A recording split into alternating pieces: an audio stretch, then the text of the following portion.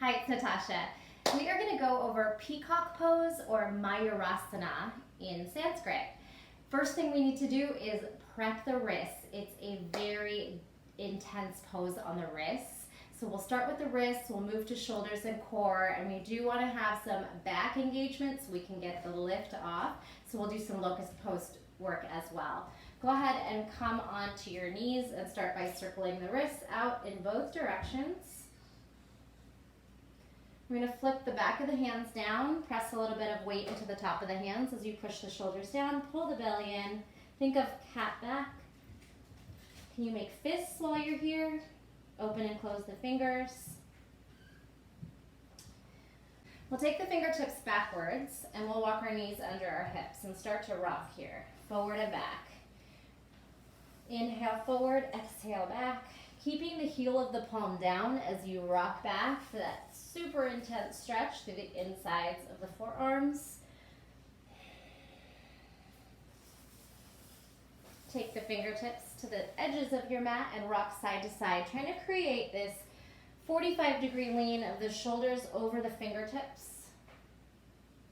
And we'll do that same thing in regular hand position. Index finger forward, rock forward, sit back, child's pose. Inhale forward, push the shoulders down, engage the core. Exhale back, 2 more.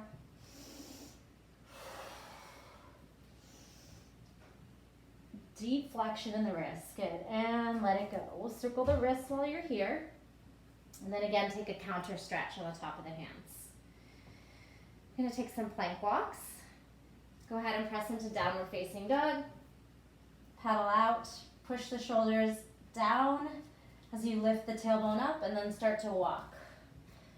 You can flip the palms one more time while you're here. Wiggle those fingers and then ragdoll up. And we'll roll down. Start to walk out. As you step forward, activate the core, tuck the tailbone, push the shoulders down. Feet can be hip width apart, and we'll start by just tapping the shoulders here for 8, 7, 6, 5, 4, 3, 2, 1. Lift the right arm. Can we lift the left leg in opposition? Spinal balance up in plank. Definitely more challenging than in tabletop position. So if you need to modify, come down to the knees. Right leg, left arm. Take a breath here. Grip the mat with all 5 of those fingers and then bring it down. Take a rest. Exhale back. One more set of plank work. Press back up. Jump or step over those toes. Push down. We'll take a side plank. Press the shoulder down. Lift the hips. Lower it and lift for 4. For 3 and 2, one more time, and switch sides. Press the palm down under the shoulder, spread the fingers wide, lift hips up, shoulder down, hips drop and lift for 4. Exhale, 3, 2, and 1. Downward facing dog. Shake out that head, pedal, rock the hips from side to side. Go ahead and walk it down. And sit in Mayurasana. Press the tops of the hands down again. Wiggle those fingers and have a seat. Take your block with you this time and place it in between the knees for boat pose. Take a deep breath in and out, and then we'll just rock your boat. Little twist. Knees go 45 degrees, so we're waking up the body so that we will be more successful when we get to the arm balance. It's quite a challenging one. Let's go 4, 3, 2, and 1. Push the blocks into the thighs, press down into low boat, sacrum grounds. Belly plugs in, look at your belly, draw it in.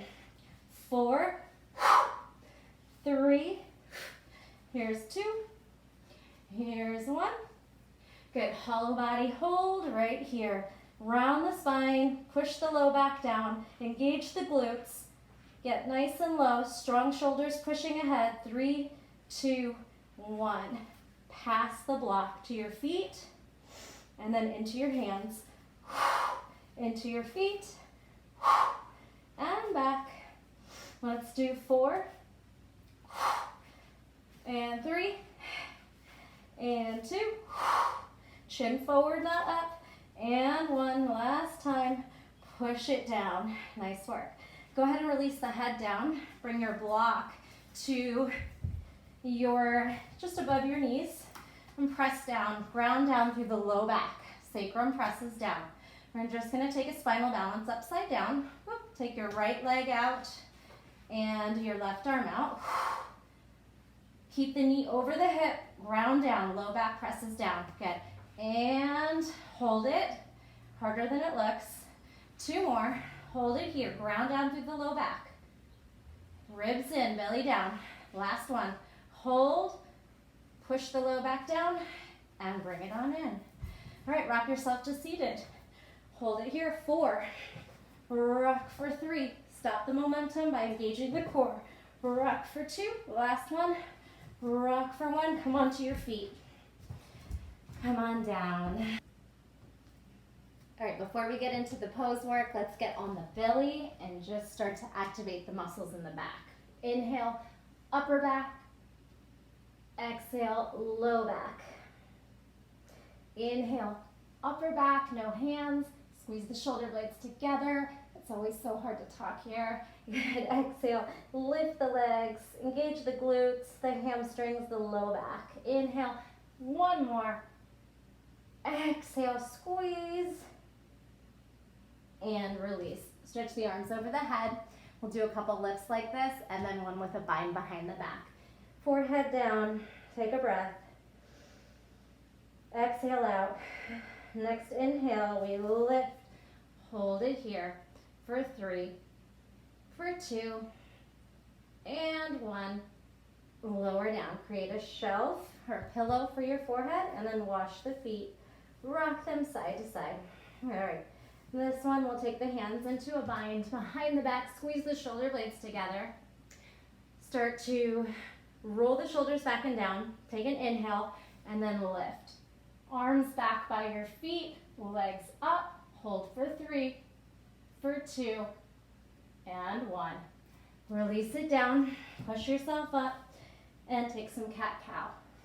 Rounding and lifting. All right, I think we're pretty prepped, so let's get into the pose. Hand placement. The hand position in Mayurasana, again, the fingers are backwards and the elbows are in. We need to place our bodies on top of our triceps and our elbows.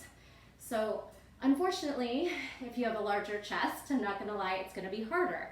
We need to get those elbows in and the palms down nice and close to each other. You're just gonna have to wrap around and then press down, okay? So let's just do the setup. I'm gonna bring the fingertips down, maybe just a few inches apart. And then let's just start by hugging the elbows in and lowering. Gaze forward, heart and chest forward. You're gonna lean. Feel the shoulders activate as you push them down. Pull the belly in. Just hold the weight here. And then take a moment. Counter stretch in between each set as much as you need to. All right? So we'll try that a couple of times. And then we'll just do some block prep work. So if you like, let's put the block out so we can rest the head onto it if we need it. Fingertips backwards, pretty close to each other. Maybe just a few, 2-3 inches apart if you can. If it's not comfortable, you'll have to just kind of play with what works in your body. Fingertips backwards. Start to hug the elbows in. Create a shelf. Heart forward. You're dipping more forward than you think. We want to create this 90-degree elbow and reverse of chaturanga, okay? So lean forward.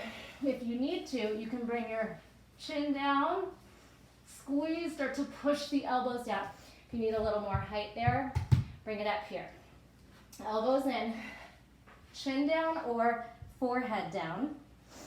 But ideally, we're gazing ahead at the top of your mat. So let's try the chin down. Hug the elbows in, lean forward. If you can, we'll start to walk back and then tuck the tailbone. So we're gonna start to just try to lift the upper back for 3, 2, I know it's a lot on the hands, and 1, let's rest. Flip the palms upside down. Next one, we're gonna try to do that with our feet on the block so they're elevated into the proper position. It is easier to have the legs higher up, so you're creating a counterbalance and it's less weight to lift. But as you progress the pose, we're trying to create maybe a nice straight line in your pose. So I'll just show you what it looks like and then we'll work on it.